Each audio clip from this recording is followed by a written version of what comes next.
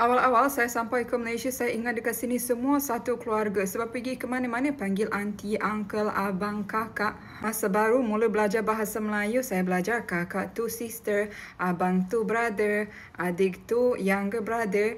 Tapi bila pergi restoran pun panggil abang. Pergi ke kedai panggil kakak. Ini semua keluarga ke? Selepas saya duduk lama di Malaysia, saya faham juga itu adalah salah satu tanda hormat kepada orang-orang di luar sana.